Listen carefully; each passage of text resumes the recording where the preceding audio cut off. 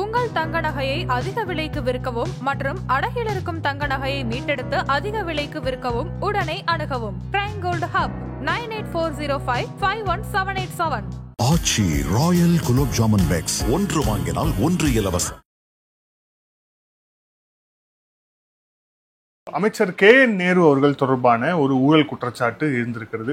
அமலாக்கத்துறை நீங்க இதில் எஃப்ஐஆர் போட்டீங்கன்னா நாங்க மேற்கொண்டு உள்ள வருவதற்கு வசதியாக இருக்கும்னு அந்த அறிக்கையிலேயே குறிப்பிட்டிருக்கிறாங்க. ஆனா இப்ப இந்த செய்தி ஒரு 3 நாட்கள் ஆகுது, இன்னும் அந்த எஃப்ஐஆர் அப்படிங்கிறது பதிவு செய்யப்படலை. இப்போ எஃப்ஐஆர் பதிவு செய்யாதது நேரு சிக்கி இருப்பது உங்களுடைய பார்வை? இந்த சீனியர்களை இந்த தேர்தலில் ஒதுக்க வேண்டும் என்று வரும்பொழுது இந்த KN நேரு விஷயத்துல திமுக எப்படி திமுக தலைமை எப்படி ரியாக்ட் பண்ண போகுது? அரசியலுக்காக ஒரு ஃபார்மாலிட்டிக்காக இதெல்லாம் அரசியல் வன்மம்னு எல்லாருக்கும் சொல்லுவாங்க. எவ்வளோ வெளிப்படையா தப்பு பண்ணி மாட்டி இருந்தாலும் அது வழக்கமா சொல்றதுதான். இது எந்த கட்சியும் சொல்றதுதான், அரசியல்ல பொதுவான விஷயம். ஆனால் உள்ளுக்குள்ள எவ்வளவு தூரம் இதை திமுக தலைமையை ரசிக்கிறது என்பது நமக்கு கிடைத்த தகவல்.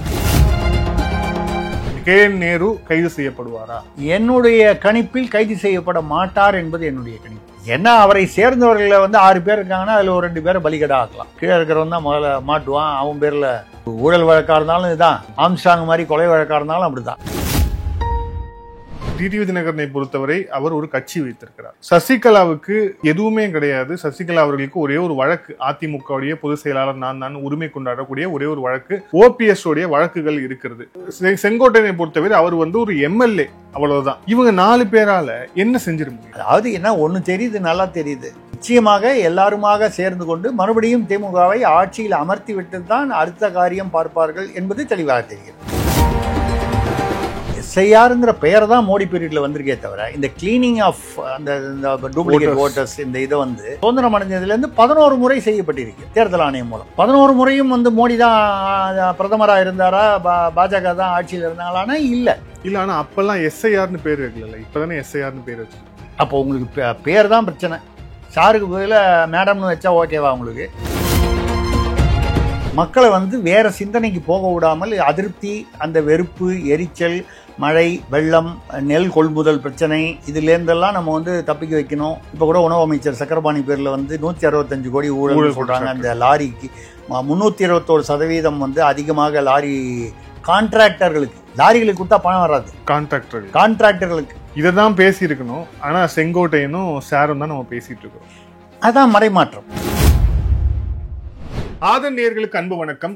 இந்த சிறப்பு நேர்காணலில் நம்முடன் இருந்திருக்கிறார் தமிழக அரசியலின் நிர்வாக ஆசிரியர் திருசக்தி சுந்தரராமன் அவர்கள். வணக்கம் சார். வணக்கம். அமைச்சர் KN நேரு அவர்கள் தொடர்பான ஒரு ஊழல் குற்றச்சாட்டு இருந்திருக்கிறது. குறிப்பாக அமலாக்கத்துறை தமிழகத்துடைய பொறுப்பு DGPக்கு எழுதிய கடிதத்தில் இந்த கேஷ் ஃபார் ஜாப் அடிப்படையில் அவருடைய துறைக்கு பணியாளர்கள் எடுக்கப்பட்டார்கள், அதுல கிட்டத்தட்ட 150 பேரோட டிரான்சாக்ஷன் டீட்டெயிலோடைய ஆதாரம் சிக்கி இருக்கிறது அப்படிங்கிறத பாக்குறோம். அமலாக்கத்துறை நீங்க இதில் எஃப்ஐஆர் போட்டீங்கன்னா நாங்க மேற்கொண்டு உள்ள வருவதற்கு வசதியாக இருக்கும்னு அந்த அறிக்கையிலேயே குறிப்பிட்டிருக்கிறாங்க. ஆனா இப்ப இந்த செய்தி ஒரு 3 நாட்கள் ஆகுது, இன்னும் அந்த எஃப்ஐஆர் அப்படிங்கிறது பதிவு செய்யப்படலை. இப்போ எஃப்ஐஆர் பதிவு செய்யாதது நேரு சிக்கி இருப்பது உங்களுடைய பார்வை? நேரு அவர் உள்ளாட்சித்துறையில் 2538 பதவிகளில் ஜூனியர் இன்ஜினியர், மற்ற பதவிகள் அதெல்லாம் 25 35 லட்சம் ரூபா வரைக்கும் பணம் ஒரு பதவிக்கு வாங்கிட்டு மட்டும் இல்லாமல் KN ரவிச்சந்திரனுடைய வீட்டில் மற்ற இடங்களில் இப்போ சமீபத்தில் ரெய்டு ED பண்ணாங்க. அது ஒரு தேசியமயமாக்கப்பட்ட ஒரு வங்கியில் கடன் வாங்கி ஏதோ அந்த கடன் விஷயத்தில் தவறுதல்கள் நடந்ததாக அந்த வகையில் அந்த வழக்கு வேறு, அது வேறொரு வழக்கு. அந்த வழக்குக்காக ரெய்டு பண்ணி அதில் பல ஆவணங்களை எடுத்துகிட்டு போனாங்க. கடைசியில் அந்த வழக்கில் அவர் KN ரவிச்சந்திரன் இதாயிட்டார். அதாவது அந்த வழக்கு அவருக்கு எதிரான அந்த EDயுடைய வழக்கோ இல்லை விசாரணையோ தடை செய்யப்பட்டது. அதிலிருந்து அவர் ஏறத்தாழ தப்பிச்சிட்டாருன்னு சொல்லலாம் அந்த வழக்கிலிருந்து. அது ஒரு தேசியமயமாக்கப்பட்ட வங்கி. இவருடைய தம்பியான true value Ravichandran, KN Ravichandran அவர்கள், அவருடைய தம்பி இன்னொருத்தர் மணிமாறன், அப்புறம் இவர்களோட உறவினர்கள் அல்லது அவர்களை சேர்ந்தவர்கள் இன்னொரு 3 பேர், 6 பேர் இதில் அவங்க பேரில் 232 பக்கத்துக்கு ஒரு அறிக்கை கொடுத்துருக்காங்க. அதில் 150 பேர் தேர்வு ரிசல்ட் வெளியாகிறதுக்கு ஒரு வாரம் முன்னாலேயே இந்த 6 பேரில் ஒருத்தர் அவர் KN ரவிச்சந்திரனுடைய உறவினர். அவருடைய வாட்ஸ்அப்பில் அந்த 150 பேர் அவங்க தேர்வாயிட்டாங்கன்றதை அவங்களுக்கு கம்யூனிகேட் பண்ணி அந்த பணம் வசூல் பண்ணும்போதும் ஒரு ஒரு 10 ரூபா நோட்டு வந்து ஏதோ ஒரு ஹவாலாலலாம் அப்படி தான் வழக்கமாக பண்ணுவாங்க. 10 ரூபா நோட்டு அதோட சீரியல் நம்பர். ஹவாலாவில் என்ன பண்ணுவாங்கன்னா, நீங்களே ஒரு 10 ரூபா நோட்டை கொடுங்க, அந்த 10 ரூபா நோட்டு சீரியல் நம்பர்னா அந்த பக்கம் நீங்கள் யாருக்கு பணத்தை டெலிவர் பண்ணணும், எங்கேயோ பாம்பேயில் பண்ணணும், ஒரு உதாரணமாக சொல்கிறேன், பாம்பேயில் பண்ணணும்னா பாம்பேயில் இருக்கிறவர் அவர் வந்து அந்த 10 ரூபா நோட்டை இங்கே சென்னையில் பணம் அனுப்புகிறவருக்கு கொடுத்து இந்த 10 ரூபா நோட்டு நம்பரை அந்த ஹவாலா ஆப்ரேட்டருக்கு சொல்லிடுவாங்க. அங்கே அவருடைய கான்டாக்டில் சொல்லிடுவார், அந்த 10 ரூபாயை கொண்டு வந்து காமிக்கணும், ஒரிஜினல் 10 ரூபாயை. அந்த 10 ரூபாயை வாங்கி அது கையில் வச்சுப்பாங்க ரெக்கார்டு. ஏன்னா யார் வாங்குறாங்க, அந்த பேர் அட்ரஸ்ஸு இதெல்லாம் அவங்களுக்கு முக்கியம் இல்லை. அந்த ஃபோன் நம்பரை கொடுத்தா அந்த ஃபோன் நம்பருக்கு பண்ணி ரெடியாக இருக்குது வருவாங்க. அது நடு ரோட்டில், காரில், இங்கே கடையில். இந்த 10 ரூபா தான் வந்து அடையாளம். இந்த 10 ரூபாயை வாங்கிடுவாங்க. நாளை பணம் கொடுத்துட்டீங்களான்னு கேட்டால் இந்த பாருங்கள் 10 ரூபா இருக்குது, இந்த 10 ரூபா ரசீது மாதிரி. இது இந்த ஹவாலா சிஸ்டம். அந்த சிஸ்டத்தை ஆனால் வந்து நேரடியான 10 ரூபா இல்லாமல் இந்த 10 ரூபா நோட்டை அனுப்பிச்சு இந்த 10 ரூபா நோட்டை எந்த கம்பெனி உங்கள்கிட்ட வந்து காமிக்குதோ அந்த கம்பெனியோட அக்கௌண்ட்டுக்கு நீங்கள் பணம் கொடுக்கணும். கிட்டத்தட்ட ஹவாலாவுடைய ஒரு சீர்திருத்தப்பட்ட ஹவாலா, மறுசீரமைக்கப்பட்ட ஹவாலா சிஸ்டம் அப்படின்னு சொல்லி அந்த மாதிரி பண்ணி தான் மாட்டியிருக்காங்க. 150 பேர் 155 பேருக்கோ வந்து ஒரு வாரம் முன்னாலேயே ரிசல்ட் சொல்லிட்டாங்க. அடிப்படை அந்த இதில் வந்து தகுதி இல்லாத ஒரு பெரிய ஒரு ஐஏஎஸ் அதிகாரியோ ஒரு சீனியர் அரசு அதிகாரி ஒருவருடைய மகளுக்கு வந்து வாரிசுக்கு அடிப்படை அவங்களுக்கு அந்த இதுலேயே பாஸ் பண்ணல. அவங்கள வந்து ஃபைனல் லிஸ்ட்டில் சேர்த்துருக்காங்க. நடுவில் 2, அதாவது அண்ணா பல்கலைக்கழகம் மூலமாக தேர்வு நடைபெறுகிறது. அந்த தேர்வுலேயே அவங்க ஃபெயில் ஆகிட்டாங்க. இந்த தேர்வுக்கு அப்புறம் நேர்முக தேர்வு இருக்குது. அந்த தேர்வுலேயே ஃபெயில் ஆனவங்க நேர்முக தேர்வுக்கே வந்திருக்க முடியாது. ஆனால் வந்து ஃபைனல் லிஸ்ட்டில் வந்திருக்கு. அப்போனா அந்த ப்ரொசீஜர்லாம் வயலேட் பண்ணி இதெல்லாம் வந்து அதில் வந்திருக்கு. ஆனால் இப்போ வந்து பொறுப்பு டிஜிபிக்கு எழுதியிருக்காங்க, ப்ரெடிகேட் அஃபென்ஸ் எஃப்ஐஆர் ஃபைல் பண்ணாமல் இடி வந்து எந்த நடவடிக்கையும் எடுக்க முடியாது. நேரடியாக பணம் பரிமாற்றத்தில் தான் அவங்க எடுக்கலாமே தவிர இந்த லஞ்ச குற்றம் வந்து யார், director of vigilance and anti corruption Tamil Nadu மாநில அரசு தான் எடுக்கணும். எப்படி எடுப்பாங்க? நேருவும் வந்து இந்த அரசியல் ரீதியானதுன்னு சொல்லிட்டாரு. முதல்வரும் கிட்டத்தட்ட அதே மாதிரி ஒரு ஸ்டேட்மெண்ட் தான் கொடுத்துருக்காரு. அவங்க எடுக்க மாட்டாங்க. அப்போது அஃப்கோர்ஸ் எடுக்கலைன்னா வந்து ஒரு பொதுநல வழக்கு போட்டு உயர்நீதிமன்றத்தில் போட்டு ஆல்ரெடி யாரோ போட்டுட்டாங்கன்னு எனக்கு இன்னைக்கு காலையில் செய்தி, ஏதோ நோட்டீஸ் அனுப்பிச்சிருக்காங்கன்னு. இல்லைனாலும் மட்டும் போடுவாங்க. பொதுநல வழக்குன்ற பேரில் வேறு ஒரு கட்சிக்காரர் போடலாம், இல்லை பொதுமக்களே யாராவது போடலாம், ஒரு வழக்கறிஞர் போடலாம், யார் வேணாலும் போடலாம். போட்டு ஒரு நோட்டீஸ் வந்து இந்த எஃப்ஐஆர் பதிவு பண்ண வேண்டி வரலாம். இந்த எஃப்ஐஆர் பதிவு பண்ணால் அடுத்தது பின்னால் இடி வந்து உள்ளே இறங்கலாம். இந்த எஃப்ஐஆர் விசாரணை முடிவார வரைக்கும் வெயிட் பண்ணணும்னு அவசியம் இல்லை. அவங்க அந்த எஃப்ஐஆரை வச்சுக்கிட்டு பண்ணலாம். இது வந்து இப்போ உள்ள சூழ்நிலை. இது நேருவுக்கு எதிரானதாக அதாவது வரக்கூடியது.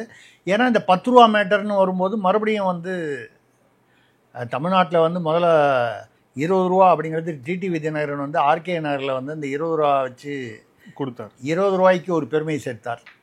அது வந்து ஒரு டோக்கன் அடையாளம் மாதிரி கொடுத்து அந்த பின்னால் அந்த 20 ரூபாயை காமிச்சா ஏதோ அந்த மாதிரி ஏதோ ஒரு ஆர்கே நகரில் இந்த மாதிரி அரசியல் விஷயங்களில் பண மதிப்பீடு இன்னும் குறையும் போல் இருக்குது. அப்போது அன்றைக்கி 20 ரூபாயா இருந்த டோக்கன் இப்போ 10 ரூபாயாகிடுச்சு. ஏன்னா இப்போ உண்மையிலேயே நீங்கள் பார்த்தீங்கன்னா 10 ரூபாயை பயன்படுத்துபவர்கள் மிக கம்மி. 10 ரூபாய் புழக்கத்திலேயே ரொம்ப கம்மியாக இருக்குது. அது புழக்கம்னா இந்த மாதிரி விஷயங்களுக்கு மட்டும்தான் பயன்படுதுன்னு நினைக்கிறேன். அந்த அளவுக்கு மோசமாக இருக்குது. இது எந்த அளவுக்கு வந்துன்னா இதில் 2 விஷயம் நம்ம பார்க்கணும். என்னென்னா நேரு வந்து பார்த்திங்கன்னா இதில் உள்ள உள்குத்து அரசியல். நேரு அவர்கள் வந்து தலைமை குடும்பத்துக்கு கொஞ்சம் எதிர்ப்பாக இருக்கக்கூடியவர். கெமிஸ்ட்ரி வந்து அவ்வளவு சரியில்லை என்பது முன்னால் கூட வந்து 40 எம்எல்ஏ எம்பினால் இருக்காங்க தலைவரேன்னு சொன்னாருன்னு ஒரு தகவல் வந்தது. இப்போ அங்கே திருச்சியில் வந்து 3 குழுவாக இருக்காங்க. அன்பில் மகேஷ் ஒரு பக்கம், திருச்சி சிவா ஒரு குரூப்பு, நேரு ஒரு குரூப்புன்னு இருக்குது. ஸோ அப்போ வந்து இந்த சீனியர்களை அதாவது இந்த தேர்தலில் வந்து ஒதுக்க வேண்டும் என்று வரும்பொழுது இந்த நேரு விஷயத்தில் வந்து திமுக எப்படி வந்து திமுக தலைமை எப்படி ரியாக்ட் பண்ண போகுது? அரசியலுக்காக ஒரு ஃபார்மாலிட்டிக்காக இதெல்லாம் அரசியல் வன்மம்னு எல்லாருக்கும் சொல்லுவாங்க. எவ்வளோ வெளிப்படையாக தப்பு பண்ணி மாட்டியிருந்தாலும் அது வழக்கமாக சொல்கிறது தான். இது எந்த கட்சியும் சொல்கிறது தான், அரசியலில் பொதுவான விஷயம். ஆனால் உள்ளுக்குள்ளே வந்து எவ்வளோ தூரம் வந்து இதை வந்து திமுக தலைமையை ரசிக்கிறது என்பது நமக்கு கிடைத்த தகவல். KNAருக்கு ஒரு பிரச்சனைனால் வரட்டும், அந்த பிரச்சனை தவிக்கட்டும். அதுக்கப்புறம் அவரும் முந்தா நேத்தோ டெல்லி போயிட்டு வந்தாருன்னு கேள்விப்பட்டேன். எதுக்கு போனாருன்னு தெரியல. ஒரு கால் ஏதாவது உச்ச நீதிமன்றத்தில் வழக்கு வக்கீல்னு போயிருக்கலாம், இல்லை வேறு எதுக்காவது போயிருக்கலாம். என்ன விஷயம்னு போக தான் தெரியும். அது கிட்டத்தட்ட இப்போ நேருவை வந்து திமுக தலைமை கைவிடுகிறதுன்னு போவாதா? ஆமாம், கைவிடுகிறதுன்னு நான் சொல்கிறேன். ஆனால் அது ரொம்ப லாவகமாக நாசூக்காக செய்வார்கள்னு சொல்கிறேன். நிச்சயமாக கைவிடும் அந்த ஒரு சூழ்நிலை தான் இருக்கிறது. இல்லை சார், இப்போ தேர்தல் வந்து வரவு நெருங்கி விட்டது. இன்னொரு 6-7 மாதங்களில் தேர்தல் அப்படிங்கிற போது நேரு போன்ற அமைச்சர் வந்து திருச்சி, அரியலூர், ஒரு பக்கத்தில் ஒரு 4-5 மாவட்டத்தோடைய இன்ஃப்ளூயன்ஷியலாக இருக்கு. ஒரு 4 மாவட்டத்தோடைய பொறுப்பு, எல்லா பொறுப்பையுமே ஏற்றுக்கொள்ளக்கூடியவர். அந்த மாதிரி ஒருத்தரை ஏன் திமுக தலைமை கைவிடணும்? இல்லைங்க, கைவிடுறோன்னு சொன்னால் தானே. அவரை தேர்தல் பொறுப்பில் வந்து அந்த ஒரு கமிட்டியில் இந்த டம்மியாக எத்தனையோ கமிட்டி இருக்குது. இப்போது நீங்கள் ஒரு இன்ட்ரெஸ்டிங் எக்ஸாம்பிள் பார்க்கணுன்னா, பூத் கமிட்டிக்கு வந்து ஒரு பூத் கமிட்டிலையும் ஒரு முகவர் அப்படின்னு ஒரு பூத் கமிட்டிலையும் திமுக சார்பாக ஆல்ரெடி வந்து எல்லா கட்சியிலையும் பண்ண ஆரம்பிச்சிட்டாங்க. பாஜகவில் கூட பண்ண ஆரம்பிச்சிட்டாங்க. என்ன பாஜக கூட அப்படின்னு சொல்கிறது தமிழ்நாட்டில் வந்து அவர்களுடைய வளர்ச்சி குறிப்பிட்ட வளர்ச்சிங்கிறதுனால எல்லா கட்சியிலையும் பண்ணாங்க. அதே மாதிரி அவனும் இதில் பண்ணும்பொழுது இது வந்து முதல்வர் ஸ்டாலின் அல்லது திமுக தலைவர் ஸ்டாலின் அவர்கள் முடிவு செய்து, அவர் முடிவு செய்யும் பொழுது இந்த மாவட்டத்தில் இந்த அமைச்சர் வந்து ஸ்ட்ராங்கு, இவர் பல காரணிகள் ஃபேக்டர்ஸை வச்சு பேலன்ஸ் பண்ணி தென் மாவட்டங்களில் கனிமொழியை வந்து பொறுப்பாளர் ஆக்கியிருக்காங்க. அந்த மாதிரி ஒரு இதில் பார்த்து இதெல்லாம் பண்ணி இந்த பூத் ஏஜென்ட்ஸ் வந்து கீழேருந்து ரெக்கமெண்ட் ஆகி வர்ற நேம் வந்து 2-3 நேம் வரும் ஒரே ஒரு பொசிஷனுக்கு. அதில் ஏதோ ஒன்று. இப்போது இன்ட்ரெஸ்டிங்லி நீங்கள் பார்த்தீங்கன்னா உதயநிதி வந்து இளைஞரணின்னா அப்போ உதயநிதி அப்படிங்கிறது தெரியுது. அதில் டிஜிட்டல் பூத் ஏஜென்ட்னு தனியாக இளைஞரணியிலேருந்து ஒரு பூத்துக்கும் ஒருத்தர் அப்பாயின்ட் பண்ணுறாங்க. இது சாதாரண செய்தியாக நீங்கள் வந்து வெளியில் தெரியுமே தவிர, கொஞ்சம் நுணுக்கமாக பார்த்தீங்கன்னா, அதாவது ஸ்டாலினுடைய அவர்கள் முதல்வர் ஸ்டாலின் திமுக தலைவர் ஸ்டாலின் அவருடைய என்ன சொல்கிறது சாய்ஸ், விருப்பம் அல்லது தேர்வு அப்படின்னு சொல்லக்கூடிய பூத் ஏஜென்ட் லிஸ்ட்டு, அதில் உதயநிதி லிஸ்ட்டும் இருக்கும், கனிமொழி லிஸ்ட்டும் இருக்கும், சபரீசன் லிஸ்ட்டும் இருக்கும், அதிகாரிகள் உளவுத்துறை அந்த அவங்களுடைய ரெக்கமெண்டேஷனில் இது எல்லாமே ஒரு கலந்து இருக்கும்.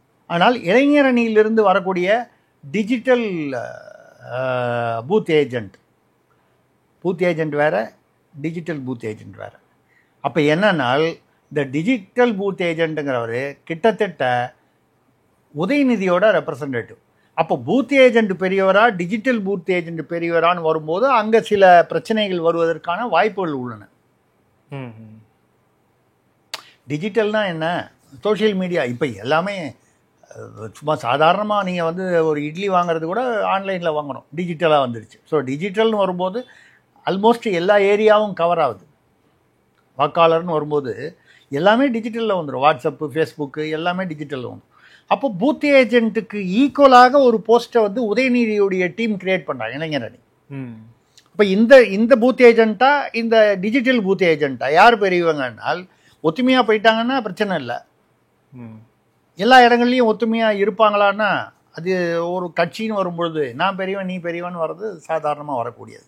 அந்த மாதிரி வரும்போது இப்போ KN விஷயத்துக்கு வந்தீங்கன்னா, KN அதாவது செந்தில் பாலாஜிக்கு இருந்த ரியாக்ஷன் நீங்கள் சொன்ன மாதிரி KN இருக்க வாய்ப்பில்லை. ஏன்னா KN தலைமை குடும்பத்துக்கும் உள்ள கசப்பு அதுக்கு ஒரு காரணம். அதற்கு இன்னொரு காரணம் அன்பில் மகேஷுக்கும் திமுக குடும்பத்திற்கும் தலைமை குடும்பத்துக்கும் உள்ள நெருக்கமும் ஒரு காரணம். இது நெருக்கம்னாலே அது அது கொஞ்சம் தள்ளி வைக்க வேண்டிய ஒரு சூழ்நிலை. இது மாதிரி வருது. ஏதோ ஒரு பொதுநல வழக்கு வந்து இப்போ நீங்கள் சொல்கிற மாதிரி அந்த அவருக்கு இருக்கக்கூடிய அந்த இன்ஃப்ளூயன்ஸு வாக்கு வங்கி போயிடக்கூடாதுன்னா அவரை வந்து தேர்தலில் ஒரு பொறுப்பாளராக போகிறது, இந்த ஏதோ ஒரு பதவி கொடுக்குறது அப்படின்னு சொல்லும்போது, ரெண்டாவது வழக்கு இருக்குது, அந்த வழக்குனால வந்து உங்களுக்கு வந்து கொடுக்க முடியல. இப்போ செந்தில் பாலாஜி எந்த அமைச்சர் போஸ்ட்லையும் இல்லை. ஆனால் கொங்கு பகுதியில் வந்து இன்றைக்கும் அவர் ஒரு பெரிய சாம்ராஜ்யாதிபதியாக இருக்கிறார் என்பது உலகறிந்த விஷயம். பட் அந்த அளவுக்கு அவருக்கு வந்து ஒரு பவர் இருக்குது. ஆனால் அவர் அமைச்சராக இல்லை செந்தில் பாலாஜி. இல்லை, இப்போ செந்தில் பாலாஜிக்கு ஒரு நெருக்கடி வருகிறது. திமுக தலைமை அவரை கைவிடவில்லை, முதலமைச்சரே வீடியோ போடுறாரு. அதனால செந்தில் பாலாஜி திமுகவில் தொடர்கிறார், அந்த தலைமை குடும்பத்துக்கு விசுவாசமாக வந்து இருக்கிறார் அப்படிங்கிறது ஒரு பக்கம். இப்போ ஒருவேளை நேரு வந்து இப்போ திமுக தலைமை குடும்பம் கைவிடுகிறது அப்படின்னா அவர் இருக்கக்கூடிய ஆப்ஷன்ஸ் வந்து என்னவா இருக்கும்? அவரு டெல்லி ஆப்ஷனை பார்க்கறதுக்கான வாய்ப்பு இருக்கா? இல்லை, டெல்லி ஆப்ஷனுங்கிறது வந்து அந்த ஆப்ஷன் வந்து அது அண்டர் கிரவுண்ட் ஆப்ஷனை பற்றி நம்ம பேசலை. ஏன்னா ஏற்கனவே அந்த ஆப்ஷனை வந்து ஜெகத் ரட்சகன் உள்ளிட்டவர்கள்லாம் அதை செஞ்சிருக்கிறாங்க. அதுதான் சொல்கிறேன். அந்த அண்டர் கிரவுண்ட் ஆப்ஷன் வந்து டெல்லியில் அது வந்து செந்தில் பாலாஜியும் செஞ்சுருக்காரு, பொன்முடியும் செஞ்சுருக்காரு, ஜெகத் ரட்சகன், இந்த மாதிரி நிறைய டிஆர் பாலு, இப்படி உதாரணங்கள் நிறைய இருக்கின்றன. இந்த அண்டர் கிரவுண்ட் ஆப்ஷன் வந்து ரெண்டாவது உறுதிப்படுத்த முடியாத தகவல்கள்.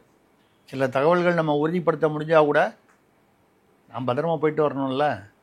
அதனால் வந்து சிலதை வந்து தெரிஞ்சால் கூட உறுதிப்படுத்த முடியாது வெளிப்படையாக. அந்த வகையில் வெள்ளிக்கிழமைக்கு வந்து கதவை தட்டுறதை நம்ம வந்து தவிர்க்கணும்னா சில விஷயங்களை உண்மையாக இருந்தாலும் பகிர முடியாது. அரசியல் சூழல் அப்படி தமிழ்நாட்டில். அந்த மாதிரி வரும்போது கேஎன் நேருவை ஆப்ஷன், நம்ம கேஎன் நேருவை பேசுவோம். அதாவது கேஎன் நேருவை வந்து கைவிட்டால் அவர் இதுக்கப்புறம் அதிமுகவிலேயே வேறு எங்கேயோ போய் சேர்றதுக்கான வாய்ப்புகள் இல்லை. பாஜகவில் போய் அவருடைய சீனியாரிட்டிக்கு அவருடைய வயதுக்கு அவர் வந்து பாஜகவில் போய் அவர் என்ன போஸ்ட்டுக்கு போவார்? நயினார் நாகேந்திரனுக்கு கீழே அதற்கு கீழாக ஒரு நிர்வாக ஒரு இதில் போய் அவர் வந்து என்ன போஸ்ட்டில் இருக்க முடியும்? அப்படிப்பட்ட சூழலில் அவர் அரசியலிலிருந்து எப்படி ஓபிஎஸ் இன்னைக்கு ஒதுக்கப்பட்டு இருக்கிறாரோ, ஒதுக்கப்பட்டாலும் அடுத்தது உங்களுக்கு தெரியும் செங்கோட்டையனோட அது தனியாக போயிருந்திருக்காரு. ஆனாலும் வந்து ஒரு பெரிய தாக்கத்தை எதிர்பார்க்க முடியாது. அந்த மாதிரி கேஎன் நேரு வந்து அப்படி ஒரு ஓரங்கட்டப்படலாம், ஒதுக்கப்படலாம். வழக்குகளிலிருந்து வெளிவருவதிலேயே அவருடைய முழு ஃபோக்கஸும் வந்து வரவேண்டிய ஒரு கட்டாயம் வரலாம். அதை தாண்டி அவர் வந்து திமுகவில் இருந்தால் தான் கொஞ்சம் நெஞ்சம் அதில் வழக்கிலிருந்து தப்பிக்க முடியும் என்கிற வகையில் அவர் வந்து வேறு வழி இல்லாமல் திமுகவில் தொடரலாம். அவரை விடுகிறார்கள் என்று தெரிந்தாலும் அதை காட்டிக்கொள்ளாமல் ஏதோ முதல்வருடன் அவர் அந்த தலைமை குடும்பத்துடன் நெருக்கமாக இருப்பது போல் நடித்து கொண்டு அவர் வந்து அதை வந்து பேலன்ஸ் பண்ண முடியுமே தவிர, இவரை ஒதுக்குகிறார்கள் என்றால் அதை தாண்டி இவரால் எதுவும் செய்ய முடியாத, ஏன்னா அவருடைய ஏஜ், சீனியாரிட்டி, சூழ்நிலை, இது மூணும் அவருக்கு எதிராக இருக்கு. இன்னொரு விஷயம், இப்போ செந்தில் பாலாஜியும் இதே அமலாக்கத்துறையுடைய விசாரணைக்கு தான் ஆளானார். துரைமுருகன், அப்புறம் துரைமுருகனுடைய மகன் கதிரானந்த், இவங்களும் அமலாக்கத்துறையுடைய விசாரணைக்கு இதானாங்க.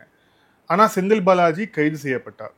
அவர் விசாரணைக்கு ஒத்துழைக்கலன்னு கைது செய்யப்பட்டார். கிட்டத்தட்ட 1 வருடத்துக்கு மேலே அவர் சிறையில் வைக்கப்பட்டார் அப்படிங்கிறத பார்க்குறோம்.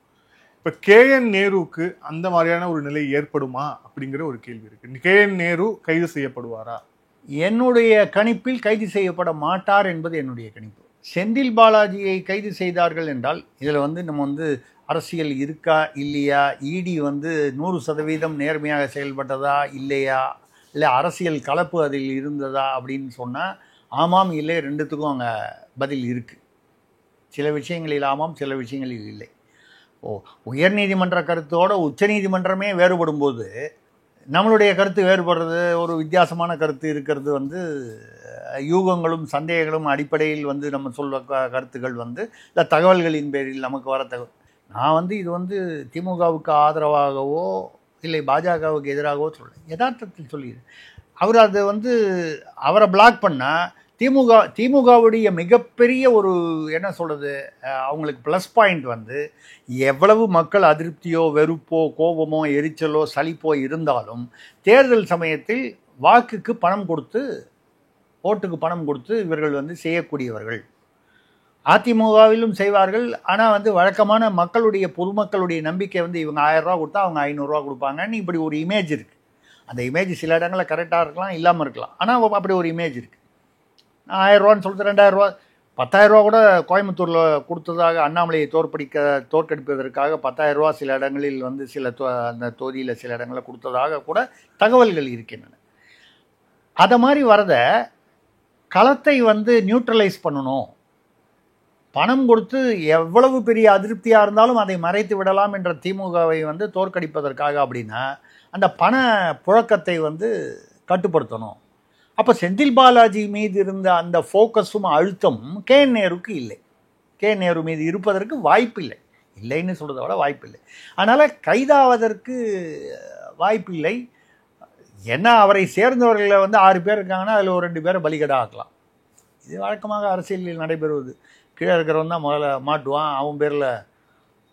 நீங்கள் இது ஒரு ஊழல் வழக்காக இருந்தாலும் இதுதான், ஆம்ஸ்டாங் மாதிரி கொலை வழக்காக இருந்தாலும் அப்படி தான். இல்ல அடுத்த மிக முக்கியமான ஒரு விஷயம் வந்து அதிமுகவுடைய முன்னாள் அமைச்சர், அதிமுகவுடைய மூத்த தலைவர்கள் ஒருவர் செங்கோட்டையன். அவர் வந்து இப்ப அதிமுகவிலேயே இல்லை, அதிமுகவிலிருந்து நீக்கப்பட்டிருக்கிறார். பொதுச் செயலாளர் எடப்பாடி பழனிசாமி அவர்கள் நீக்கி இருக்கிறார் அப்படிங்கிறத பாக்குறோம். செங்கோட்டையனால 26ல என்ன மாதிரியான தாக்கத்தை அதிமுகவுக்கு ஏற்படுத்த முடியும் அப்படிங்கிற ஒரு கேள்வி வந்து எழுந்திருக்கிறது. குறிப்பாக செங்கோட்டையன், தினகரன், பன்னீர்செல்வம், சசிகலா அப்படின்னு சொல்லிட்டு கேங்க போயிருக்கிறாங்க. இப்ப இந்த கேங்கால எடப்பாடிக்கோ அதிமுகவுக்கோ என்ன மாதிரி டேமேஜ் வந்து ஏற்படுத்த முடியும்? இப்போ சசிகலா அவர்கள் வந்து இந்த 4 பேர் சேர்ந்துருக்காங்கன்னு சொல்கிறீங்க. அதில் வந்து பார்த்தீங்கன்னா ஒரு சிறு திருத்தம். சசிகலாவும் டிடிவி தினகரனும் இன்னும் சேர்ந்ததாக மனதளவில் சேர்ந்ததாக தெரியவில்லை. அவங்க வர்றது போது இவர் வந்து அது தவறி கொண்டு போயிட்டாரு, காலதாமதமாக வந்ததால் அப்படின்னு சொல்லிட்டாரு. அது அவங்களுக்குள்ள ஏற்கனவே உள்ள ஜெயா டிவி உட்பட பல பிரச்சனைகள் வந்து டிடிவி தினகரனுக்கும் சசிகலாவுக்கும் உள்ளே குடும்பத்தில் வந்து சில குழப்பங்கள் இருந்ததுன்றது முன்னால் அது பழைய செய்தி. இப்போ அதை தாண்டி அவர்கள் வரும்போது சில சங்கடங்கள், ஒரு என்ன சொல்கிறது, இந்த தயக்கங்கள் இருக்கலாம். ஆனால் இவர்கள் ஒன்றா சேர்ந்துருக்காங்க அப்படின்னு சொன்னால் செங்கோட்டையனை வந்து 3 மாதமாகவே எதிர்பார்த்த விஷயந்தான். அடிப்படை உறுப்பினர்லேருந்து நீக்காமல் முதல்ல கட்சி பதவி மட்டும் நீக்கினாங்க. அதுக்கு அந்த 10 நாள் கெடு கொடுத்த போது அதுக்கப்புறமும் அவர் வந்து இப்படி இப்போ மற்றவங்க எப்படி உளவுத்துறைன்னு திமுகவில் வச்சுருக்காங்க, அவங்களுக்கு இன்னொரு ஐடி விங்கு உளவுத்துறைங்கிற மாதிரி அரசு உளவுத்துறை காவல்துறையை தவிர அவர்களுக்கு சில மானிட்டரிங் இது இருக்கும். அதே மாதிரி அதிமுகலையும் இருக்கும். செங்கோட்டை என்ன பண்ணுறாரு போகிறார் வராருன்னு பார்த்துட்டு தான் இருப்பார் எடப்பாடி அவருடைய நலனுக்காக. அந்த வகையில் பார்த்தீங்கன்னா செங்கோட்டையனை இப்போது நீக்கின போது இவங்கெல்லாம் வந்து கூட நீக்கி விட்டு வெளியே வந்து எடப்பாடி வரும்போது வேலுமணி, தங்கமணி போன்றவர்கள் பொதுவாக செங்கோட்டையனுக்கு பின்புலத்தில் ஆதரவாக இருக்கிறார்கள் என்று முதல்ல அப்போது கருதப்பட்டு பேசப்பட்டு வந்தவர்கள் அவர்களும் சிரிச்சுக்கிட்டே வெளியில் வந்திருக்காங்க. அப்போ செங்கோட்டையனுடைய நீக்கம் என்பது தவிர்க்கப்பட முடியாது. ஏன்னா அவர் வெளிப்படையாக போயிட்டார். வெளிப்படையாக டிடிவி தினகரனோட ஓபிஎஸோட ஒரே காரில் போயிட்டார். டிடிவி தினகரனோட அந்த குரு பூஜைக்கு போனார். சசிகலா அவர்களும் வந்து சசிகலா வந்து பேசியிருக்காங்க, இனிமேல் எல்லாமே சர்ப்ரைஸ் தான். ஆனால் அதுதான் இவங்களால என்ன செய்ய முடியும்? ஏன்னா ஒருவர் டிடிவி தினகரனை பொறுத்தவரை அவர் ஒரு கட்சி வைத்திருக்கிறார். சசிகலாவுக்கு எதுவுமே கிடையாது. சசிகலா அவர்களுக்கு ஒரே ஒரு வழக்கு, அதிமுகவுடைய பொதுச் செயலாளர் நான் உரிமை கொண்டாடக்கூடிய ஒரே ஒரு வழக்கு, அதுவும் ரிவ்யூல தான், சீராய்வு மனு ஒன்று போட்டிருக்கிறாங்க, அது உச்சநீதிமன்றத்தில் நிலுவையில் இருக்கு, அவ்வளவுதான். ஓபிஎஸ் உடைய வழக்குகள் இருக்கிறது. செங்கோட்டையனை பொறுத்தவரை அவர் வந்து ஒரு எம்எல்ஏ, அவ்வளவுதான். இவங்க 4 பேரால என்ன செஞ்சிட முடியும்?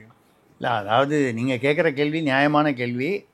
அந்த வகையில் பார்த்தா பெரிய தாக்கம் எதுவுமே அரசியல் ரீதியாக வாக்கு வங்கி தேர்தல் அரசியலில் பெரிய ஒரு மாற்றமோ இல்லை வந்து பாதிப்போ வந்து எடப்பாடிக்கு வந்து வருவதற்கான வாய்ப்புகள் மிக குறைவு. இது ஏன்னா சசிகலா வந்து அவர்கள் வந்து தன்னை வந்து இன்னும் வந்து ஒரு கிங் மேக்கராவோ கிங்காவோ குயினாவோ நினச்சிக்கலாமே தவிர கள நிலைமை அப்படி இல்லை. டிடிவி தினகரனுக்கும் முன்னால் 2% 3% இருந்த வாக்கு வங்கி இன்றைக்கும் அது இருக்குமாங்கிறது தெரியல. செங்கோட்டையனுக்கு தனியாக வாக்கு வங்கின்னு ஒன்றும் அதிமுகவில் இருக்கிறதா தெரியல. இப்போது ஓபிஎஸ்க்கு மிக குறைந்த, அதனால தான் அவரை சுற்றி இருந்தவங்க யாருமே இப்போ அவர் கூட இல்லை. வைத்திலிங்கம் மட்டும்தான் பேருக்கு இருக்கிறாரு. அவரும் 1-2 பேர் இருக்காங்க. மனோஜ் பாண்டியன் மாதிரி இல்லை, 24 அவர் வந்து நின்னாரு. ராமநாதபுரத்துலேயே அவரால் ஜெயிக்க முடியல. அதான் சொல்கிறேன். ஸோ அது மாதிரி வந்து அவருக்கு கூடவே இருந்த தங்கத்தமிழ்ச்செல்வன் திமுகவில் நேர் எதிரியாகவே இருக்கிறார். இப்படிலாம் இருக்கக்கூடிய சூழ்நிலையில் ஏதோ சொல்கிற மாதிரி இவங்க வந்து இப்படி நம்ம சொல்கிறது வந்து அவர்களை வந்து அவமானப்படுத்துவதோ குறைபடுத்துவதோ இல்லை. சீட்டாட்டத்தில் ரம்மியில் நீங்கள் வந்து ஏசா வந்ததுன்னா இல்லை வந்து சீக்வன்ஸ் வந்ததுன்னா ஆடுறதுக்கு பயன்படும், வெற்றி பெறுவதற்கு. வந்தது பூரா ஜோக்கராக வந்ததுன்னா 4 ஜோக்கர் சேர்ந்தாலும் வந்து ஒரு செட் ஆகாது. நான் சீட்டாட்டத்தை மட்டும் சொல்கிறேன். நீங்கள் அந்த இடத்துல மட்டும் அந்த ஜோக்கருங்கிற அர்த்தத்தை புரிஞ்சுங்க. அந்த வகையில் இவங்களை இதில் யாருமே ஏஸ் இல்லை. ஏஸோ கிங்கோ குயினோ இதுவோ ஜாக்கோ இல்லை. ரம்மி ஆட தெரிந்தவர்களுக்கு புரியும். ஜோக்கராக சேர்ந்தால் அது ஒரு செட் ஆகாது ரம்மியில் ஆட்டத்தின்படி. அது மாதிரி தான் இந்த அரசியலுங்கிற ரம்மியில் இந்த 4 ஜோக்கர்னால் நான் கோமாளிகள்னு சொல்லலை, இந்த அர்த்தத்தில் சொல்கிறேன். அப்படி வந்து ஒன்று. ரெண்டாவது, இப்போ என்ன ஒரு பேச்சு அடிபடுதுன்னா கேசி பழனிசாமி அவர் கொஞ்சம் விலகி இருக்கார். எடப்பாடியுடன் கருத்து வேற்றுமையோட அவர் விலகி இருக்கார். அவர் வந்து எம்ஜிஆர் பெயரில் ஒரு கட்சி ஆரம்பித்திருப்பதாகவோ இல்லை அதற்கான ஏற்பாடுகளில் இருப்பதாகவோ சொல்கிறாங்க. அதை முன்னிலைப்படுத்தி இவர்கள் 4 அதில் வந்து தங்களை அடையாளப்படுத்திக் கொள்வார்கள். ஆனால் தினகரனுக்கு தான் ஏற்கனவே கட்சி இருக்கு. அம்மா மக்கள் முன்னேற்ற அது என்னங்க கூட்டணின்னு சொல்லிட்டா போச்சு. அமமுகவை கலைக்கணும்னு அவசியம் இல்லையே. அவர் அமமுகவில் இருக்கார். கேசி பழனிசாமியுடைய எம்ஜிஆர் கழகம்னு வச்சுங்க பேர் எம்ஜிஆர் பேர் வருதுன்னு சொல்கிறாங்க. எம்ஜிஆர் கழகம்னு ஒரு உதாரணத்துக்கு வச்சுக்கோம். எனக்கு தெரிஞ்சு வீரப்பன் கூட ஒரு காலத்தில் எம்ஜிஆர் பேரில் ஒரு கட்சி ஆரம்பிச்சார், எம்ஜிஆர் கழகம். அந்த மாதிரி ஏதோ ஒரு பேர் இல்லை சார். இப்போ ஆனால் அந்த பெயர் வந்து அப்படி நான் சொல்றது வந்து அப்படியே அந்த மாதிரி கேசி பழனிசாமியுடைய ஒரு கட்சியிலையோ இல்லை அந்த மாதிரி ஏதாவது ஒரு அடையாளத்தோடும். ஏன்னா சசிகலாவுக்கும் கட்சி இல்லை, நீங்கள் சொன்ன மாதிரி ஓபிஎஸ்க்கும் கட்சி இல்லை, டிடிவி தினகரனுக்கு அமமுக இருக்குது, செங்கோட்டையனுக்கும் கட்சி இல்லை. அப்போது ஏதோ எங்கேயோ ஒரு அடையாளம் வேணும். அந்த அடையாளம் வந்து ஒன்று நாங்கள் தான் உண்மையான அதிமுகன்னு சொல்லி கேஸ் போட்டு இந்த அடுத்த சில மாதங்களுக்குள்ள ஒரு இரட்டையிலேயே முடக்க வேண்டும்னு நான் முடக்க முடியும்னு சொல்லலை. அப்படி முடக்கினால்தான் இவர்களுக்கு ஏதாவது கொஞ்சமாவது வாய்ப்பு இருக்கும். அப்படி முடக்கினாலும் எடப்பாடிக்கு சமானமாக ஒரு வாக்கு வங்கி பெற்றுவிட முடியுமா? இன்றைக்கி எடப்பாடி தலைமையிலான அதிமுக, எடப்பாடி மட்டும்தான் அதிமுகன்னு சொல்லணும். இன்றைக்கி வேலுமணி, தங்கமணி, சி.வி. சண்முகம் இப்படி இவங்க எல்லாரும் ஒரே அணியில் தான் இருக்காங்க. மனதளவில் அவர்களுக்குள்ள கருத்து வேற்றுமை இருக்கலாம், ஆனால் வெளியில் வந்து தெரியாத அளவுக்கு. ஏன்னா அவரவர் நலன் கருதி அங்கே ஒரு அணியாக இருக்கிறார், ஒரு கட்சியாக இருக்கிறார். அதற்கு சமானதாக வந்துட முடியுமானால் வாய்ப்பு மிக குறைவு. இதை தாண்டி அவர்கள் வந்து என்ன சரி அது அப்படிலாம் எதுவும் இல்லைன்னா எதில் போய் சேருவாங்க? எதை வச்சு இண்டிபெண்ட்டாக நின்னா யாருக்கு என்ன ஓட்டு விடும்? கட்சி ரீதியாக நின்றாலே ஒன்றும் பெருசாக வரத்துக்கு வாய்ப்பு இல்லை, வாக்கு வங்கி ரொம்ப கம்மியாக இருக்கும்னு சொல்லும்போது, அதாவது என்ன ஒன்று தெரியுது, நல்லா தெரியுது, நிச்சயமாக எல்லாருமாக சேர்ந்து கொண்டு மறுபடியும் திமுகவை ஆட்சியில் அமர்த்தி விட்டு தான் அடுத்த காரியம் பார்ப்பார்கள் என்பது தெளிவாக தெரிகிறது. நான் சொல்வது அரித்மெட்டிக்ஸ். ஏன்னால் திமுகவுக்கு எதிர்ப்பான வாக்குகள் இப்படி வந்து, அதாவது நான் சொல்கிறது ஏதோ 50-50 செதறும்னு சொல்லலை. அதிமுகக்குள்ள 90-10 செதறினா கூட அந்த 10% அந்த 10% நஷ்டம் தானே எடப்பாடிக்கு நஷ்டம். இப்போது பாமக வேற ரெண்டாக போயிடுச்சு. அவர் ராமதாஸ் ஐயா வந்து திமுகவோட பேசிக்கிட்டு இருக்காரு. அப்போது பாமகவுடைய வன்னியர்கள் அல்லது பாமகவுடைய வாக்கு வங்கி வந்து ரெண்டாக போகுது. எகெயின் வந்து அது வந்து 90-10 இருக்கலாம், 70-30 இருக்கலாம். அன்புமணி வந்து கொஞ்சம் அதிகமாக இருக்கும், கம்மியாக இருக்கும் ராமதாஸுக்குன்னு என்னுடைய எண்ணம். அது என்ன பர்சன்டேஜில் ஆக மொத்தம் ஒரு விகிதத்தில். இப்போ பாமக அப்படி போயிடுச்சு. பாஜக ஒரு குறிப்பிட்ட வளர்ச்சி தான் தமிழ்நாட்டில். அதுவும் அண்ணாமலை இல்லாதன்னா ஆக்டிவாக இல்லாத, மாநில தலைவராக இல்லாத அந்த பாஜக என்பது அண்ணாமலை இருக்கும்போது இருந்த வளர்ச்சி, அந்த ஒரு எழுச்சி கண்டிப்பாக கம்மியாக இருக்குது அப்படிங்கிறது மறுக்க முடியாது. ஸோ இந்த சைடில் இருக்கவங்களுக்கு எல்லாருக்குமே ஏதோ ஒரு வகையில் ஒரு பிரச்சனை இருக்குது. எடப்பாடிக்கு உள்ளுக்குள்ள இதுவே பிரச்சனை தான், பிரச்சனை அந்த இமேஜ் பிரச்சனை. இதை தாண்டி இன்னும் ரெட்டையிலேயே முடக்க மாட்டார்கள் என்பது என்னுடைய கருத்து. தேர்தல் ஆணையம் வந்து அந்த தவறை செய்ய வாய்ப்பு இல்லைன்னு. அப்படியே செய்தால் அது திமுகவிற்கு இன்னும் பலம் சேர்ப்பதாக தான் அமையுமே தவிர, தேர்தல் ஆணையத்தை தேசிய அளவில் பாஜக வந்து அடக்கி ஆள்கிறது என்ற குற்றச்சாட்டு உண்மையானால் அந்த தவறை பாஜக அரசியல் ரீதியாக செய்வதற்கு வாய்ப்பில்லை. தேர்தல் ஆணையம் வந்து பாஜகவுக்கு கட்டுப்பட்டிருக்கா இல்லையா நம்ம அந்த கான்ட்ரவர்சிக்குள்ளே போல, அது உண்மையாக இருக்கும் பட்சத்திலேயே அப்படி செய்வதற்கு பாஜக ஒன்றும் அரசியல் முதிர்ச்சி, தேசிய பாஜக அரசியல் முதிர்ச்சி இல்லாமல் போய்விடாது, அந்த தப்பை பண்ண மாட்டாங்க. இந்த நேர்காணலோட இறுதியான கேள்வி, இப்போ இவங்க எல்லாருக்குமே ஒரு பேகேஜ் அப்படிங்கிறது இருக்கு. சசிகலா அவர்கள் மீது ஏற்கனவே சிறை தண்டனை பெற்றவர் அப்படிங்கிறத தாண்டி அவர் மீது இப்பவும் நிலுவையில் வந்து வழக்கு இருக்கு. டிமானிட்டைசேஷன் அப்போ 2000 கோடியை வந்து மாத்தினாங்க, உங்களுக்கு சொத்து குவிப்பு வழக்குன்னு ஏகப்பட்டது இருக்கு.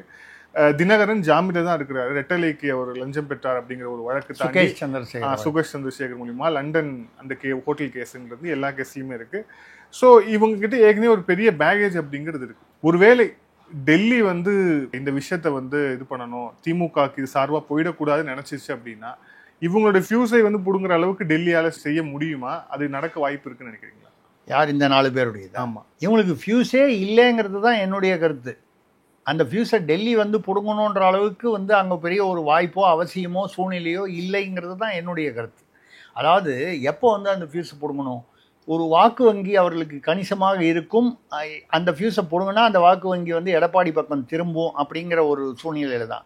என்னை பொறுத்த வரைக்கும் இதில் யாருக்குமே வந்து அதிகபட்சமாக டிடிவி தினகரனுக்கு, அதுவும் 2024 கணக்கை எடுத்துக்கிட்டால் 2%, 2.5% வாக்கு வங்கி இருக்குது. இப்போ அதுவும் இன்னும் குறைஞ்சிருக்குமான்னா குறைஞ்சிருக்கிறதுக்கு வாய்ப்பு இருக்குது இன்றைக்கி உள்ள அரசியல். ஏன்னா தாவேகாவுடைய வரவு, சீமான் களத்தில் ஏற்கனவே இருக்கிறார், இப்பொழுதும் தொடர்ந்து இருக்கிறார். இந்த மாதிரி டைவர்ஷன்ஸ், இந்த டைவர்ஷன்ஸ் நான் சொல்கிறது வந்து ஆன்டி டிஎம்கே ஓட்ஸில் உள்ள டைவர்ஷன்ஸ். இப்படிலாம் இருக்கும்பொழுது இவர்களுக்கு என்ன வாக்கு வங்கி இருக்கிறது? இதை வந்து டெல்லி வந்து ரொம்ப இதை பற்றி கவலையே பண்ணுவதற்கான வாய்ப்புகள். ஏன்னா டிடிவி வேற வந்து பாஜக கூட்டணியிலேருந்து வெளியே போகிறேன்னு சொல்லிட்டாரு. அவருக்கு உதவ வேண்டும் என்கிற எண்ணம் பாஜக. நயினார் நாகேந்திரன் வந்து அதிமுக வந்து ஒன்றாக இருப்பதையே வந்து பாஜக விரும்புகிறதுங்கிறது அது வழக்கமான ஒரு வசனம். அது இன்னொரு கட்சியுடைய உள் விவகாரங்களில் நம்ம வந்து கமெண்ட் பண்ணக்கூடாது அப்படிங்கிற ஒரு சாதாரண நாகரிகத்துக்காக அவர் சொல்கிறாரு. அதாவது கேள்வி கேட்டால் ஒரு நிருபருக்கு ஏதாவது பதில் சொல்லணும், ஏங்க அதை பற்றி என்ன நினைக்கிறீங்க, இந்த கட்சி ஒத்துமையாக இருக்கணும்னு நாங்கள் நினைக்கிறோம், இது பொதுவான பதில். எவ்வளவு நம்ம உடல் அசௌகரியங்கள் வந்து பல பிரச்சனைகள் இருந்தாலும் சௌக்கியமானு கேட்டால் சௌக்கியம்னு சொல்கிறோம், நலமா என்று கேட்டால் நலம் என்று சொல்கிறோம். அது மாதிரி ஒரு பண்பாடு நாகரிகம். அதுக்கு மேலே அதுக்கு அர்த்தம் நம்ம வந்து உள்ளே போகக்கூடாது. அந்த மாதிரி நயினார் நாகேந்திரன் சொல்வதை வந்து அந்த நாகரிகம் என்று நம்ம நினைத்து கொண்டு விட்டுவிட்டால் இதில் வந்து பார்த்தீங்கன்னா பெரிய வாக்கு வங்கி இவர்களுக்கு இருக்காது என்னும்போது இவங்க என்ன பேசினாலும் என்ன செய்தாலும் அது வந்து ஒரு தாக்கத்தை ஏற்படுத்தாது அப்படின்னு அந்த ஒரு சூழ்நிலை. தேவர் ஜெயந்தி அப்படிங்கிற அந்த நாளை சூஸ் பண்ணி கரெக்டாக அந்த பசும்பொண்ணுக்கு போய் இந்த அறிவிப்பை வெளியிட்டதுக்கான மிக முக்கியமான காரணமா ஒரு சமூகம் சார்ந்த வாக்குகளை எடுக்கணும். ஆமாம், அந்த ஒரு தாக்கத்தை உங்களால் ஏற்படுத்த இல்லை. அதாவது முக்குளத்தோர் வாக்குகளில் ஒரு பகுதியை அவர்களால் வந்து உடைக்க முடியும் என்பதை மறுக்க முடியாது. முழுதாகனா கணிசமாக, ஏன்னா திமுகவில் வந்து முக்குளத்தோரே இல்லைன்னு சொல்ல முடியாது.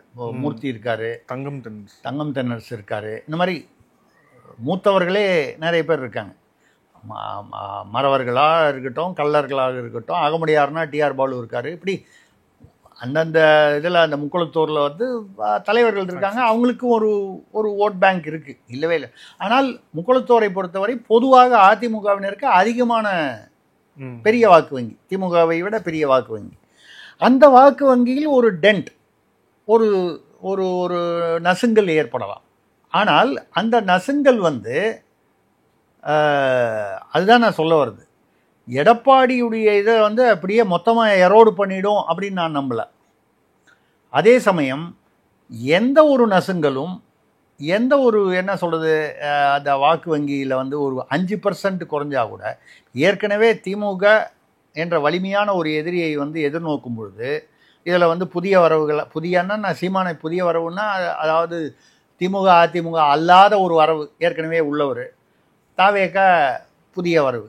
எவ்வளவு பர்சன்டேஜ் வாங்குவார் தெரியல. இப்போ கூட ஒரு நியூஸ் இன்னைக்கு காலையில் பார்த்தீங்கன்னா தாவேக நாம் தமிழர் கட்சி ரெண்டும் யாரெல்லாம் இன்ஃப்ளூயன்சர்ஸ், யாரெல்லாம் வந்து வாக்கு சேகரிப்புங்கிறது உளவுத்துறை மூலமாக வந்து கணக்கெடுக்குது தமிழக அரசு. அது எதுக்காக எடுக்கிறாங்க? அதிமுகவில் வந்து ஒன்றும் பிரச்சனை இல்லை, அவங்களே வந்து இப்போது அப்படி ஒன்றும் ஓஹோன்னு இல்லை, அதுலேயும் வந்து கொஞ்சம் சிக்கல்கள் இருக்குது. அந்த சிக்கல் வந்து பெரிய அளவுக்கு சிக்கலாக இல்லைன்னா கூட ஏதோ ஒரு இமேஜ் வைஸ் இப்போ வந்து ரெட்டை இல்லைன்னு வரும்போது இவர்களால் வந்து ஒரு அதிமுகவிற்கு வரக்கூடிய வாக்குகளில் ஒரு 10% வாக்குகள் குறையலாம். அதிமுகவுக்கு வரக்கூடிய சதவீதத்தில் 10%. உதாரணமாக அவர்கள் 30% பெறுகிறார்கள், 40% பெறுகிறார்கள்னா 4% 5% குறை அதிகபட்சமாக. ஆனால் அதுவுமே ஒரு கணக்கு தானே. திமுக வலிமையாக இருக்கும் பொழுது அதை தவிர திமுகவிற்கு எதிரான வாக்குகளை சீமானும் விஜயும் வந்து ஏதோ ஒரு சதவீதத்தில் பிரித்து கொள்ள வாய்ப்பு இருக்கும் பொழுது அதிமுகவோட வாக்கு வங்கியே பொதுவாக அதிமுக பாஜக இணைந்த வாக்கு வங்கி ஏற்கனவே கொஞ்சம் பேக்லாக் இருக்குது, கம்மியாக இருக்கும்னா இவர்களுடைய வந்து பெரிய அளவில் இல்லாதவரோட கம்மியாக வந்து ஓரளவுக்கு ஒரு நசுங்கல்களை ஏற்படுத்தும். அப்போ அதுதான் சொன்ன அந்த அரித்மெட்டிக்ஸ் கணக்கு பார்த்தீங்கன்னா இப்படி செங்கோட்டையனும் இந்த மற்றவர்களும் வந்து வெளியே வந்தது. எடப்பாடிக்கு ஒரு பெரிய வந்து ஆட்சியை இல்லைன்னா பிடிச்சிருப்பாரு, இப்போ இது இவங்களால் ஆட்சி போயிடும் அப்படிங்கிற அளவுக்கு பாதிப்பு இருக்காது. அதே சமயம் ஏதோ ஒரு வகையில் மறைமுகமாக திமுகவிற்கு அது ஒரு சிறு உதவியை செய்யும். அவர்கள் வந்து திமுக சொல்லி தான் இதை செய்கிறாங்கன்னு இல்லை, அவங்கவுங்க அவங்களுடைய நலனுக்காக அரசியல் எதிர்காலம்னு ஒன்று இருக்கிறதா நினச்சிக்கிட்டு செய்கிறாங்க. அவர்களுடைய அரசியல் நிகழ்காலமே கேள்விக்குறியாக, செங்கோட்டையனுக்கும் சரி, டிடிவிக்கும் சரி, சசிகலாவுக்கும் சரி, ஓபிஎஸ்க்கும் சரி, அரசியல் நிகழ்காலமே கேள்விக்குறி என்னும்போது எதிர்காலம் என்பது மிகப்பெரிய கேள்விக்குறி. இதுல பன்னீர்செல்வம், தினகரன், செங்கோட்டையனாவது தேர்தலையாவது நிக்க முடியும். சசிகலாவால அதுவும் முடியாது. இல்ல அவர் வந்து திருப்பி சொல்லிட்டு இருக்காரு, ஒன்றிணைந்த அதிமுக மீண்டும் ஆட்சியை பிடிக்கும், நான் வந்து சர்ப்ரைஸ் கொடுப்பேன் தலைவர். அதாவது அவங்க வந்து சொல்றத வந்து நம்ம வந்து அவர்களுடைய உரிமை விருப்பம். ஆனால் அவர்களால் தேர்தலையும் நிற்க முடியாது. யார் எடப்பாடி வந்து சசிகலா அவர்களை கட்சி தலைவராக ஏற்றுக்கொண்டால் மட்டுமே அது சாத்தியம். அதுக்கு இது வந்து சூரியன் மேற்க உதயமாவதை போல ஒரு உதாரணமாக இருக்கும். அந்த வகையில் அவர் சொல்றதை யாரும் தடுக்க முடியாது. இல்லை, நான் தான் வந்து அடுத்த ஆட்சியை தீர்மானிப்பேன் இப்போ நானே சொல்றேன்னா நான் சொல்லலாம்ல. அது எவ்வளோ தூரம் வந்து சாத்தியமாகும் என்பது வேற விஷயம். ஆனால் வந்து சொல்றது யார் வேணாலும் என்ன வேணாலும் சொல்லலாம். ரெண்டாவது, அவர்களுடைய ஆளுமையை உணர்த்துவதற்காக அவர்கள் வந்து அந்த மாதிரி ஏதோ இன்னும் தன் கிரிப்பில் இருக்கா மாதிரி அந்த அதிமுகவில் இருக்கிறவங்களுக்கு ஒரு எண்ணம் வேணும். இன்றைக்கும் வந்து சசிகலாவை யாரும் வந்து நேராக போய் சந்திக்கிறது இல்லை. அதிமுக அதாவது முன்னாள் அமைச்சர்கள், நிர்வாகிகள் யாரும் வந்து ஒரு கால் மறைமுகமாக தொடர்பு வச்சிருக்கலாம். அதற்கு வேறு காரணங்கள் இருக்கலாம்.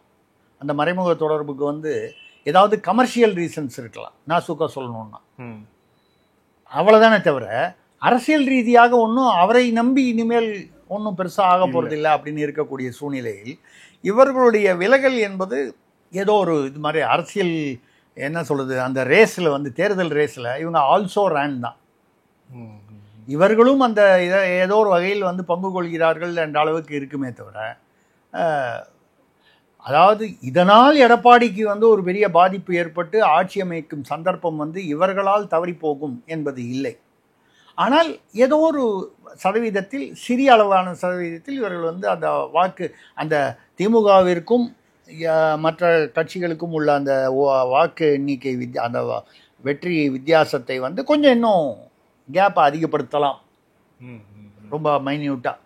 அதை தவிர ஏன்னா இப்போ வந்து அதனால தான் சொன்னேன், நாம் தமிழர் கட்சியும் இதையும் வந்து ஏன் திமுக ஃபாலோ பண்ணுறாங்க. இருக்கிறதுலையே அதிக அனுபவம் உள்ள கட்சி திமுக. இயல்பாக பார்த்தீங்கன்னா அதிக அரசியல் அனுபவம் உள்ளவர். எதில் அனுபவம்? எல்லாத்துலேயும், அரசியல் ஆட்டத்தில், எல்லா அரசியல் ஆட்டத்திலும் சரி, எல்லா விஷயங்களிலும் சரி, நிர்வாகம், அதுக்கப்புறம் ஊழலிலும் அனுபவம்னா, ஆமாம் அங்கே ஆரம்பித்தது தானே. இதில் ஒன்றும் பெரிய மறைவு இல்லையே. இத்தனை பேர் அமைச்சர்கள் மீது வழக்குகள் இருக்குன்னா ஒன்றுமே இல்லாமல் இவ்வளோ வழக்குகள் வர முடியாதுல்ல. இதில் வந்து வழக்குகள் வந்து சில நியாயமாக இருக்குது, டெக்னிக்கலாக தப்பாக இருக்குது, பல விஷயங்கள் இருக்கலாம். ஆனால் எதுவுமே வந்து அப்படியே வந்து 2016 மாஃபியா கிங்கு, மாஃபியா கரூரில் ஒரு மாஃபியா கொள்ளைக்காரர்னு பேசின அதே இன்றைய முதல்வர் ஸ்டாலின், அன்றைய எதிர்கட்சி தலைவர், அதே வழக்குக்காக அவர் சிறை செல்லும்போது தியாகின்னு சொல்கிறாங்கல்ல. அதிலிருந்தே வந்து ஆக குற்றம் நடந்தது என்பதை நம்ம சொல்லலை.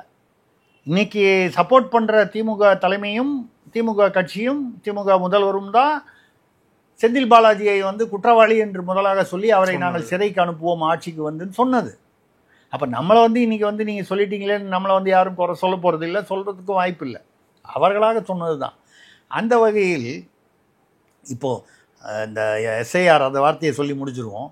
சார்னு சொன்னாலே வந்து திமுக அலர்ஜின்னு எடப்பாடி கூட கிண்டலாக பேசியிருக்கார். எஸ்ஐஆர், இந்த எஸ்ஐஆர் பார்த்தீங்கன்னா, எஸ்ஐஆருங்கிற பெயர் தான் மோடி பீரியடில் வந்திருக்கே தவிர இந்த கிளீனிங் ஆஃப் அந்த டூப்ளிகேட் ஓட்டர்ஸ் இந்த இதை வந்து சுதந்திரம் அடைஞ்சதுலேருந்து 11 முறை செய்யப்பட்டிருக்கிறது தேர்தல் ஆணையம் மூலம். 11 முறையும் வந்து மோடி தான் பிரதமராக இருந்தாரா, பாஜக தான் ஆட்சியில் இருந்தாங்களான்னா இல்லை. ஆனால் அப்போல்லாம் எஸ்ஐஆர்னு பேர் இருக்குல்ல, இப்போ தானே எஸ்ஐஆர்னு பேர் வச்சுருக்கீங்க. அப்போ உங்களுக்கு பேர் தான் பிரச்சனை. சாருக்கு பதிலாக மேடம்னு வச்சா ஓகேவா உங்களுக்கு? இல்லை, அதை சார்னோன்னா அவங்களுக்கு நினைப்பு வந்து ஒரு கால் அந்த ஆட்சி அப்படிங்க காரணம் யார் அந்த சார்னு சொல்லி அதோட மக்கள் கனெக்ட் பண்ணுவாங்களோன்ற ஒரு அலர்ஜியான்னு எனக்கு தெரியல, எடப்பாடி சொல்கிற மாதிரி அலர்ஜியான்னு. ஆனால் 2016 கலைஞர் கருணாநிதி அவர்கள் வந்து எழுத்து மூலமாக முரசொலியில் எழுதுகிற கட்டுரை, தலையங்கம் இதிலெல்லாம் வந்து அப்போ வந்து யார், ஜெயலலிதா அவர்கள் அந்த தேர்தலில் அவர் 2வது முறையாக வந்தார், முதலமைச்சர் ஜெயிச்சு அந்த தேர்தலில், அந்த தேர்தல் சமயத்தில்.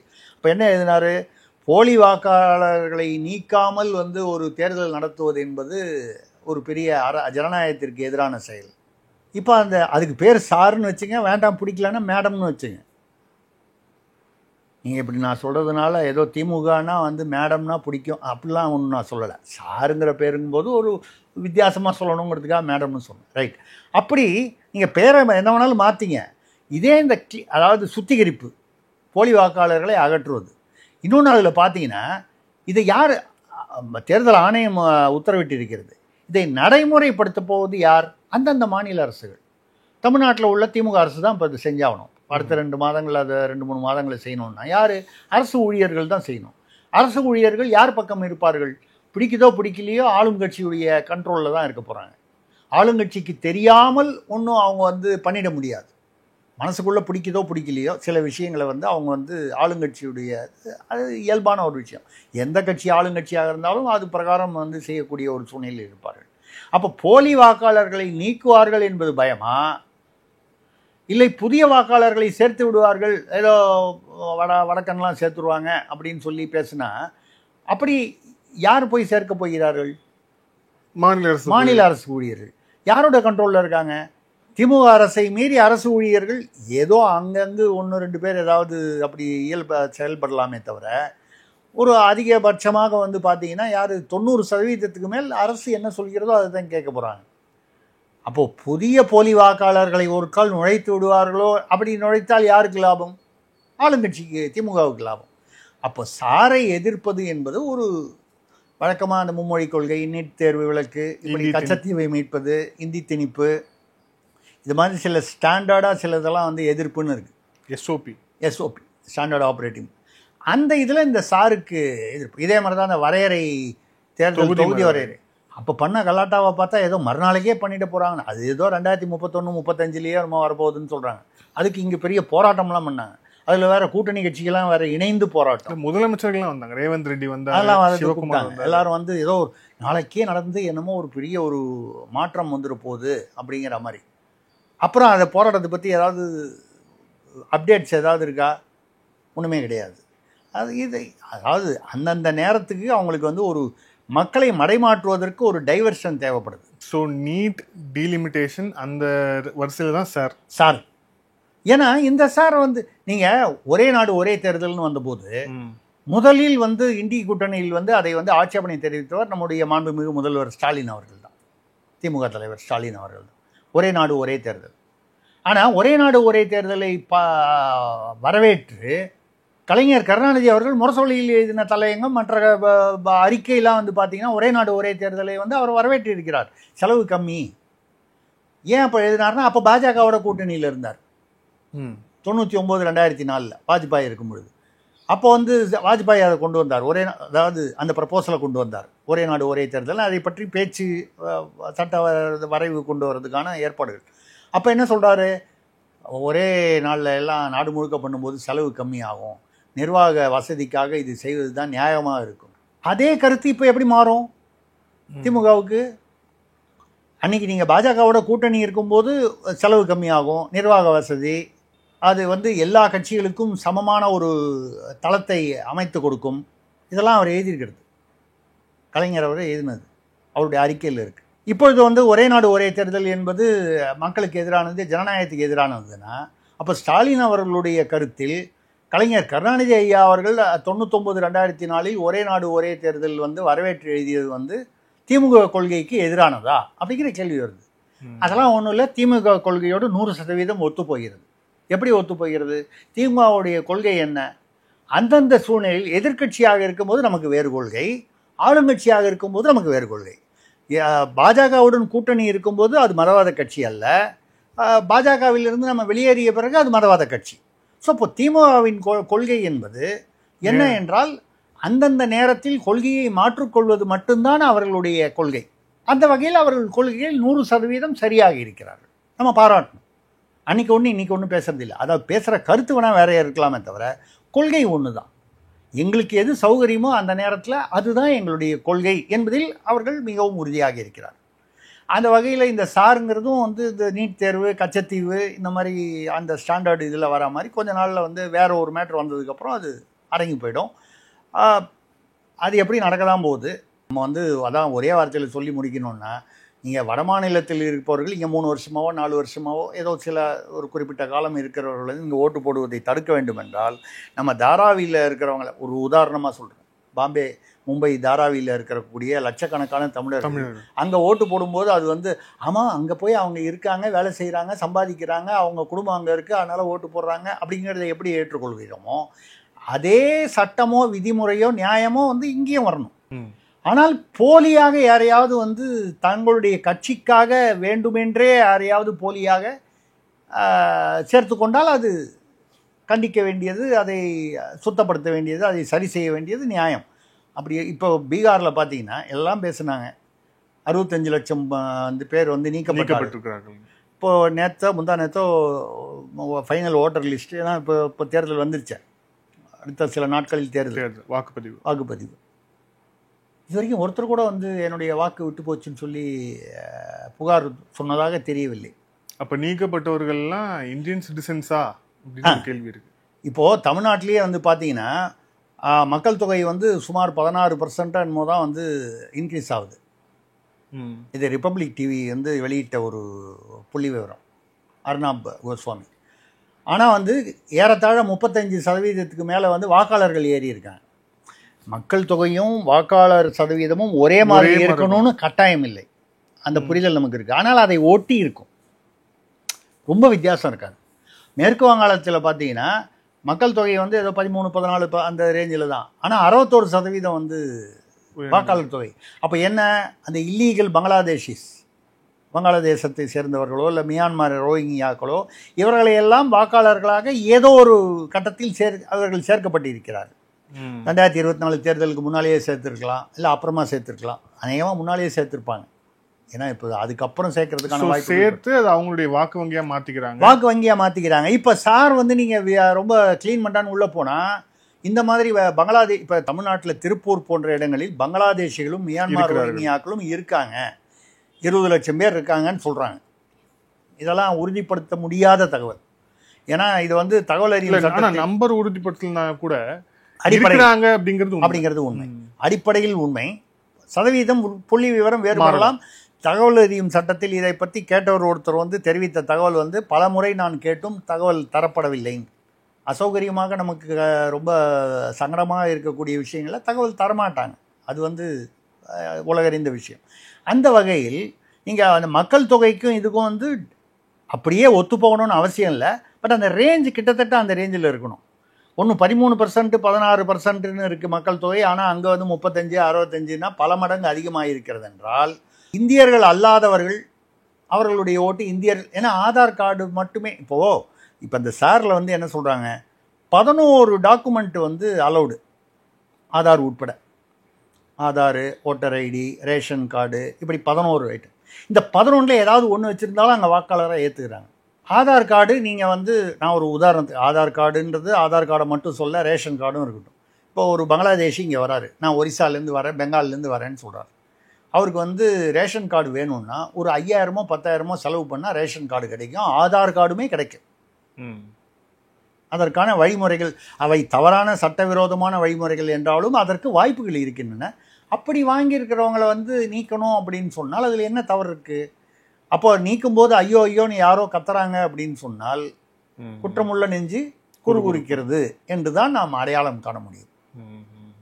ஸோ அந்த வகையில் வந்து சார் என்பது வந்து ரெண்டாவது, இப்போ தேர்தல் ஆணையம் செய்வதை வந்து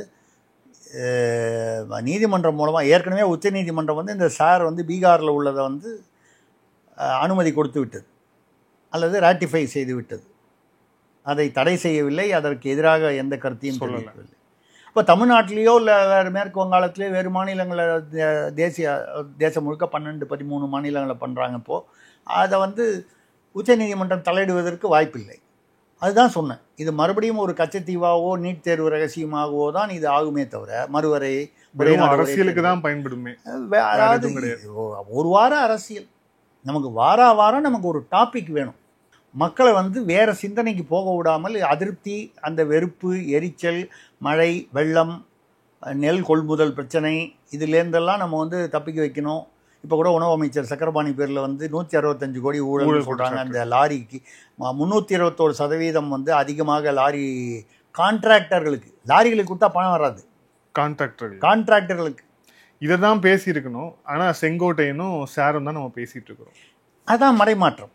அந்த மடைமாற்றம் வந்து ஒன்று தானாக நடக்குது, இல்லை நடத்தப்படுகிறது. அப்படி வரும்பொழுது மக்கள் செங்கோட்டையனை பற்றி பேசிகிட்டு இருப்பாங்க, சசிகலாவை பற்றி பேசிகிட்டு இருப்பாங்க.